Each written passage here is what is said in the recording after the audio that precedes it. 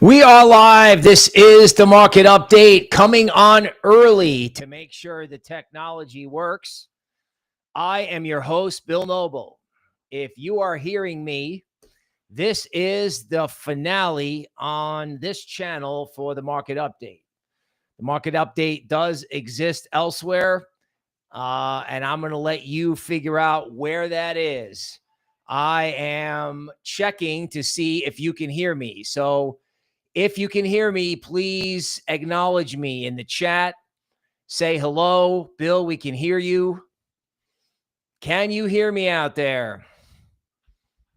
Can you hear me?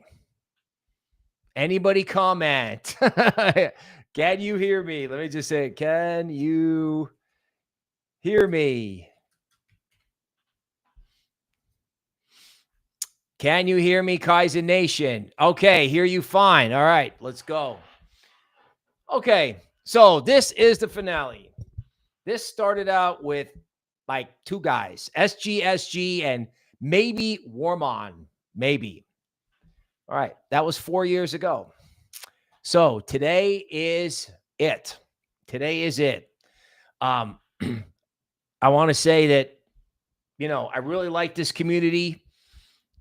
Me and the Eagle King are proud that we were live every single day, except if we were sick. And that's because we know you guys cared about the show and it was a part of your daily routine. Now, what I want to do is what I did in the beginning, which is like the fireside borderline instructional chat where I give you something that you can take with you.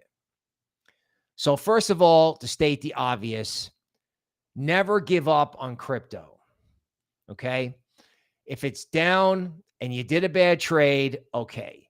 But if you know your stuff is good and it's down, please don't let them shake you out. Please don't let them change your market view. You're going to need crypto in the future. The Japanese government bond market and Microsoft's phony baloney earnings are telling you that today on the last day of July 2025. So do not let them push you out. Now let's talk about interest rates and Congress. Let's take a brief moment to pretend that Jay Powell is not an agent of the deep state. Let's pretend he's a normal Fed chairman or an economist. If you were an economist and you had an economy where tech firms were going to spend indiscriminate amounts of money to buy materials, to build data centers, and they were insensitive to price, right? They're paying any amount for labor. Like Powell must see these $100 million pay packages and be like, whoa. Nuclear power plants, we're way behind on electricity. And when you see that, plus $2 trillion in congressional sugar, in other words, they're putting out $2 trillion more than they take in. That's the government. And then the private sector is going to take all their money and build stuff. It would be appropriate to have Fed funds at 4% when the theoretical rate of inflation is 3%. That's not unreasonable when you have, that kind of boom queued up. And the labor market stinks, right? There's no growth in the labor market, but it's not like you have 7% unemployment. You don't, right? If people lose their jobs, they have trouble getting a new one. But if you're an economist, you're going to be like, well, is cutting rates going to help those people? Probably not. If there's a massive manufacturing boom and I lower rates, I go down in history as the guy that cut way too much and let inflation out of the bag. So, in the end, guess what? Powell has rates probably at an appropriate level. And what he does doesn't matter anymore. Everyone's like, what's Jay Powell going to do? Is he going to cut rates? No, he's not going to cut rates. He's not going to cut rates now. He's not going to cut rates in September, and he's not going to cut rates in October. Now, the only reason Jay Powell would cut rates is if something terrible happens in the Japanese government bond market. There's something wrong over there. They have a big problem. They need to raise interest rates, but they can't because that would effectively cause dramatic declines in the U.S. stock market, right? Because everybody uses a mechanism called the yen carry trade. We're not going to go into that. What we are going to go into is that there's something out there, right? Ray Dalio, the famous hedge fund manager, wanted to go to 15% gold in Bitcoin. It's definitely something out there, right?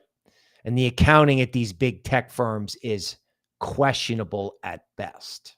So if you get volatility in legacy, you got to remember back in April when Bitcoin decoupled from stocks. So if stocks get slammed, I think crypto can actually go up. And what's really comedic is that the general public is not interested in Bitcoin. No one's interested in the Bitcoin ETF right before some event could actually transpire in legacy. Just remember, crypto is how you offboard yourself from legacy, from problems in legacy, from how legacy affects your life, right? That's why Michael Saylor pays $117 for Bitcoin and doesn't care. Now, on a footnote, just remember, every time Michael Saylor buys, the Bitcoin that he buys, like this time it was 2 billion, is not conjured out of the air. Someone has to take all their Bitcoin inventory and give it to him. So as soon as he gets it, they have to knock the market down to try to get it back. And when that doesn't work, Bitcoin goes up 10%. So you have to remember the mechanics of how Michael Saylor buys. Now, speaking of mechanics, let's go to the Strategic Bitcoin Reserve, right? The Orange Man's crypto platform where we say we want to do it, we just don't know how to do it. And believe it or not, even though there's been a lot of funny business and phony baloney, I actually believe that. They don't know how to do it. They don't. Like we know how Michael Saylor does it, but how are they going to do it when Saylor's doing it, BlackRock's doing it? How are they going to figure that out? Okay. Now, here's the deal. One day they will have to figure it out because they're going to have to back our bonds with Bitcoin. They're going to say, hey, buy a U.S. bond and we'll give you a little Bitcoin along with it. That's eventually going to happen, which is why they should not shake you out. Okay. Now, the other thing that matters, there's the Bitcoin hash rate, which is exploding. There is the supply of stablecoins, right? That's kind of like QE. Look at this. Stablecoin supply. Money just keeps flooding into the system. Money into the crypto system. Everyone looks at M2 like, because everybody in crypto is now an economics expert with M2. They don't even know what M2 is. They don't. M1, M2, and M3 have very specific definitions, which you would learn about in a macroeconomics class. You should not be listening to M2 or crypto Twitter for that matter. Now, stablecoin supply, well, okay, that's different because that is money ready to be deployed. Now you're like, well, deployed into what? Well, how about the whole ecosystem? How about the whole kit and caboodle? Right? And the thing that's unbelievable is all this money waits on the sidelines and they just keep selling it, right? It goes straight up. Everybody's doing alt season videos. It goes straight down. Everyone's depressed. Don't fall for this. Like there's more money in the universe that has to funnel into this teeny weeny market. And if something does happen, right? I got a colleague, He's pretty smart, right? Kind of have our own business. She's like, the banks are coming. The banks are coming, right? They're going to have to go into this. Why do you think JP Morgan is lined up with Coinbase? Jamie hates it. And now they're trying to sync up to where you can go directly from your Chase account right into a Coinbase wallet. Why do you think that is? What, you think Ray Dalio was the only guy that knows there's a big booga out there? Please. Okay. They want to be able to on-ramp their customers because they don't want their customers complaining that the day that the general public discovers that they all freak out and pull their money out of JP Morgan Chase. They would rather have them connect to Coinbase to buy Bitcoin than they would standing in an ATM to pull all their money out, in theory. So let's connect to Coinbase. Also, Bitcoin Cash. Bitcoin Cash has been going up. And I'm telling you right now, if I can leave the XRP community with anything, Bitcoin Cash, XRP, and believe it or not, stuff like Monero, you got to take care and remember about fast money. It's going to go Bitcoin, Ethereum, Solana, the rails of the internet, and then it's going to go back to fast money. Fast money. And Microsoft crossed a $4 trillion market cap. $4 trillion yesterday. So Microsoft, with phony baloney earnings, which is covered at the Just Dario Twitter feed, and I also retweeted it. It's crypto_noble. That their accounting is kind of questionable. Now, algorithms who see an earnings report much better than expected, they go, whoo, and they bid up S&P futures and NASDAQ. So, the first trade could be euphoric.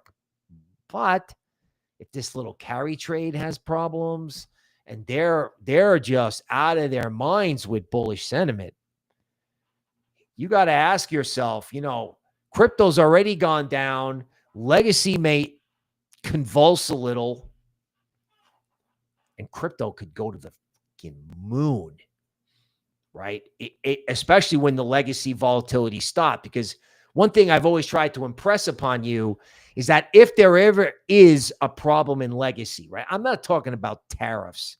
Boy, that was freaking stupid. I'm not talking about fake problems. I'm talking about real problems. Crypto might go down initially, but crypto's going to come screaming back, which is why you cannot let them shake you out, which is why DCA, which is why listening to traders or my replacement or whoever, right? You got to have research. You got to have an idea. But you have to understand that as soon as everyone offboards from legacy, the rate that they're going to onboard into crypto is going to be unbelievable because the infrastructure is already there. Venture capitalists have been building for the sake of building for years. Everyone's like, when 2021? Like, dude, you don't want 2021 because that leads to FTX. What you want is all the stuff that was built in 2020 and 2021 to actually become useful revenue generating products, which the entire legacy herd piles into all at once. Like, can you imagine all of Wall Street? I mean, if you haven't seen Wall Street or the financial district in London or Hong Kong, if you just walked around and looked at all these buildings and said, oh my God, all these people are going to FOMO in with their clients. That's why you can't pack it in. That's why you can't let them push you out. Now, as I'm leaving here, Bitcoin pretty much weathered the sale of, $9 billion. Some whales are like, yeah, we got $9 billion to go. We're done. Okay. Nothing moved. Like altcoins got wrecked. Okay. But that was for 3 days. Bitcoin never moved. So if they sell and it's supposed to go down and it doesn't, what's it going to do? It's going to go up, right? That's a classic axiom of the show, right? If it's supposed to go up and it doesn't, or there's a failed rally, what's going to happen? It's going to go down. I mean, it's something that you kind of have to live on. Again, my colleague is like, just figure out what the herd is doing and doing the opposite. Right now, the herd is so giga-long equities. They have a lampshade on their head. They can't believe how bullish they are. It's an accident going someplace to happen. And again, as I noted, no one is interested in crypto. Google searches, viewers on the big YouTube channels, no one interested. Which is why you got to get a laundry basket so I start filling it up. It's not investment advice. It's common sense, right? It's like, why are we here? And like, Brian's got, he's got 2 million followers, and he's going to bring in new guys, right? And they're going to help you.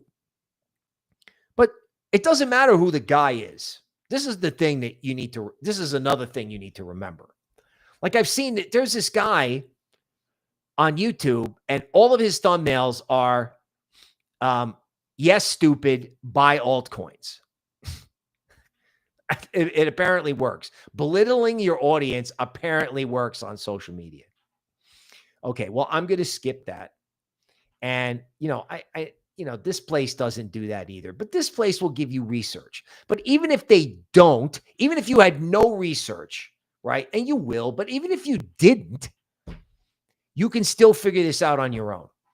You can still figure this out, right? I mean, you could buy a chart book and read the first 10 pages in the library, write down 3 things on an index card and walk out the door. Or you can just follow a chart guy on Twitter, right? Trader XO is the guy. I mean, he is like,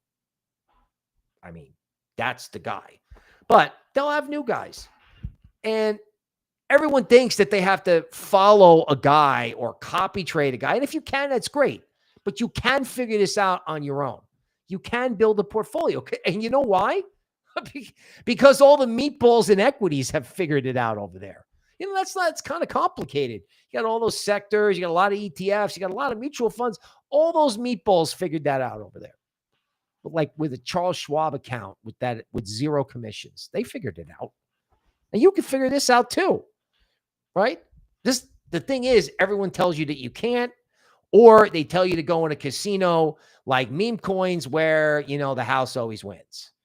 And I think you can win at meme coins too. They call it the trenches. And look, man, if you want to do that, good. You know why it's good?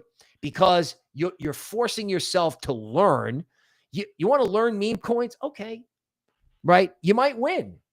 Awesome. But you'd be learning how to dig into stuff in case there was stuff other than meme coins. You know how to dig in. So, I was at Wall Street once, and there was a head trader, and this is how he used to train new people. He used to say, take this notebook, and I want you to lose money on purpose. I want you to lose money. So what did everybody do? When everyone was selling, they're like, oh, this is going down. I'm going to put buy because it's going to keep going lower. Naturally, that was the bottom. Then it would go up, and it would look like it was going up forever. So I'll sell because that's the opposite. And guess what? When he was trying to do the wrong thing, he was such a contrarian that he did the right thing. Now, don't go out and try to lose money on purpose. You can do that in crypto very easily. Don't do that. But you can figure this out for yourself, right? And it's good to learn from other people. But these guys who tell you that you can't do this, they're full of it. Now, on that note, be careful who you're listening to on crypto Twitter, right? Like, Brian's a smart guy. He's going to bring in some new people, whatever, right? Go with those people, because randomly searching crypto Twitter and going with whatever the tweet of the shill of the day, no. Twitter is not researched. Some, like Trader XO, that guy knows what he's talking about to the point where it's tough to follow it. Okay. But like scrolling is not research. You're better off with TradingView and just a basic chart. Now, speaking of TA, so I have Luxalgo, I have DeMark, I have all this stuff, right? I got a great idea. You want to know what you do in technical analysis? You look to the left. You hit the chart up, you see where it is right now, and you look to the left. And you say, where did the market start and where did it stop? So am I at a point where the market stopped in the past? Oh, that might be resistance. And if it's falling and you look to the left, you're like, the market seemed to stop right around here. And of course, other people know that too, which is why they may poke their head above it or poke their head below it. But if you just look to the left and you say, okay, well, this is where it stopped before. And, Bill's told us that they like to do these fake outs. So they take it down and then they bring it back. And traders call that a reclaim. But before you know all that stuff, what do you got to do? All right. You got to look over there. Here's a price. Did it start or did it stop here or near here? And if you're in the middle, there's nothing to do. There's nothing to do. Don't trade because you're bored. Don't invest because you're bored. You would invest in the middle of a range because you're doing dollar cost averaging and you're like my partner. It's like, oh, how much? I'm like, oh my God, the market's going to zero. She's like, well, what is it? It's like, oh, well, some stuff's down 5%. She's like, shut up. You don't start talking about the market going down until it's down 20%. Now, again, meme coins, all that stuff, different story. But if you're actually investing, like everyone's like, when moon? Okay, no moon. They had when move in the stock market in an orderly way. Then they would flush it out and then just keep going. And that's the way crypto is going to be, right? It's going to be orderly. You don't want, when you get a banana, now you could get a banana in altcoins because they've been sitting on them for, like basically a year.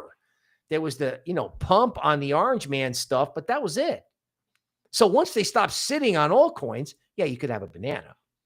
I don't think you want to have a banana in something as big as Bitcoin. Because if you get euphoric in something that big, you can have a substantial correction. So if you want the banana, you could get it in altcoins, but then again, you should be careful what you wish for. Because remember, 2021 was a banana, buy 7 altcoins and watch it go. If you were smart enough to get out at the top, it was great. But remember, the excesses of 2021 bought you 2022. Because everybody who thought it was going up forever and the banana would never end, they got hyper levered and almost blew up the whole system. You don't want that. You don't want the system to blow up. You want something more orderly. And back to the beginning, if Uncle Sugar is not doing anything with this market or figuring out the strategic Bitcoin reserve, they can't figure out how to get in an orderly fashion. Because they don't want to moon it to 250 and suck everybody in. And then as soon as they get done buying, it goes back to 105. That's not what they want. So if they don't keep their promise, fine. I still think they're going to take the tariff money and do it in something like a sovereign wealth fund. You can perplexity what a sovereign wealth fund is. And if they don't do it, on the Uncle Sugar front, remember, interest rates, the economy, all this stuff, it's called fiscal dominance, right? How much money Congress and the president spend is what determines interest rates, inflation. That used to be the Fed. That's over, right? When we, had deficits in the billions, the Fed controlled all this stuff. Or the bond market took its guidance from the Fed. Now it's Uncle Sugar and the amount of money that he puts in circulation that determines inflation, etc. Now, at the end of the day, they have no intention of stopping what they're doing. There's no way out of any of the problems that any of these governments have except to print. That's it. Like, this is the end case for crypto. There is no way out. There's no way out in Japan. There's no way out in the US. Matter of fact, if Japan's in trouble, the Fed and the ECB may have to help them. That's what a mess that is, right? The amount of money that they owe versus the amount of money that they produce. In other words, their debt to GDP ratio. It's like how much money you owe on credit cards divided by your salary. That number over there is ridiculous. So again, you may wake up And the old saying in legacy is it doesn't matter until it does. And if it does matter, you want to make sure you have the right position. You want to make sure, you have an investing mentality. You want to speculate too, right? I mean, what do you do when it's down? Like this again, 31st of July, everyone just smacked the market at month end. What do you do when it's down? Like my partner's like, the market's up, let's go on. And she's like, no, I don't want to go on when it's up. I want to go on when it's down because that's when you shop. A shopping mentality, right? I mean, I talked about this before. Women love Target. Women love Marshalls. Take a cue from them. What do? 50% off? They love 50%. They love 25% off. They love it. Like my daughter would go out and buy stuff, and I'd look at her and go, what are you doing? She's like, it's on sale. Does that mean you didn't have to shell out money for it? You know what I'm saying? That mentality of, hey, it's on sale will serve you, particularly if you get some research or some ideas or, like don't get ideas at the barbershop, but if you get decent ideas, even if it's in the big cryptos, like what happened to Solana? Solana was like the greatest thing ever. And Solana, as of this recording, hasn't done anything in 5 months. You can shop for Solana. Nobody thinks XRP is going above $3. There's people who think it's going to $589. But why can't it go to $6? These are things that you have to remember. Now, the final thing you have to remember is that in research, you get paid for imagination. There's an old saying, never trade off the newspaper, way back in the day, right? Don't trade off old news. Like, don't read the newspaper and go, oh, wow, I should go do this. No, the smart money did it yesterday. You want to be able to use your imagination. Now, that's not the imagination where you get a Lambo. It's the imagination of like, hey, how can this unfold? What's possible here? Like, for example, 3 months ago, should ETH have been at 1,400? 1,400. That's the 2017 high. Should ETH have been there? Could you have imagined a better day for ETH? Oh, of course you could. There's DeFi. You could run all the finance on ETH and the layer 2s. But nobody was like, oh, it's garbage. And now you have ETH treasuries popping up like mushrooms. Like, oh, I'm going to buy ETH from my treasury companies. It's going to make my stock go up. It shifted in 3 months. But I mean, if you had looked at ETH back then, it was like, oh my God, it's going to zero. So you had to imagine a better future. You can do this. What? Is this some sort of like unique thing? Of course not. Of course not. If you can look to the left and get a little guidance, you can do this. Simple as that. Okay, let's welcome who's here. We have Ben from Down Under. We have the original. I swear it could have been one guy in the beginning on the first day because it was inside the Discord. So SGSG, Zapatus is here. MJ Hits, Warmon, Dozer, Blown Ideas. Love you, man. I'm glad all this worked out for you guys. I'm glad. Arendom, Jav, Nick, what's up? Let's see who we got. Who else do we got in here? Legend, the DJ. Okay, definitely going to start tuning in. Yep. The market update's not going anywhere, folks. Just so you know, it's not going anywhere. We're probably going to have maybe a morning show. Quan, going to miss you too, man. How I Made, Pulse Chain, and Hex, dude. I never touch it because I don't understand it at all. I interviewed Richard Hart once. It was like, he was all dressed up. He had the whole chair. It was literally like interviewing the devil. I don't think he was the devil, but he looked like the Dark King from some show. I never touch it, right? Chuck Taylor, it's been such a privilege to watch someone who has been in Bitcoin since before regulations. You are a pioneer, a monetary rebel. Thank you for taking us this far. All right, well, I was not in crypto in 2014. I started in 2017 on the behest of a guy from Goldman who called me up. God, I was living in this like bombed out apartment which is all a part of the cycle of my life. He's like, dude, I need you to look at Bitcoin. He's like, I'm like, what's Bitcoin? What is that? I had no idea. I had no concept of it. I had to go to a Bitcoin convention. It was like, I was like, okay. And I just charted it by hand. That's how I learned it. And I eventually figured it out. Okay. It was very exciting. Now, the final word, McAfee, guys who stand up for the Declaration of Cryptocurrency Independence. I strongly suggest that you learn something about privacy, because Bitcoin is not private at all. At all. So, I have my little coin antivirus, and they have all these things that they're trying to do to help people. But I mean, did you know that Monero is available on Kraken? I didn't know that.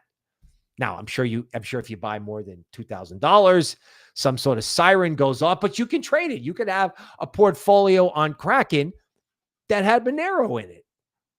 Who knew?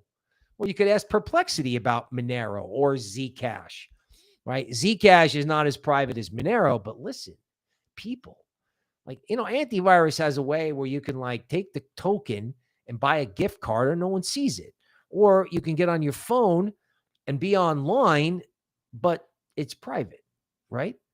And, this guy, the tornado guy, the cash guy, is on trial as we do this.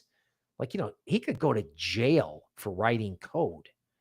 So this isn't like something that I'm imagining. I didn't read some science fiction book and make it up. And the way I describe it to people is, you can buy and sell in equities. And when you buy and sell in equities, they don't know what your position is. And even on the institutional side, there are things like dark pools where, you can go trade and no one sees that.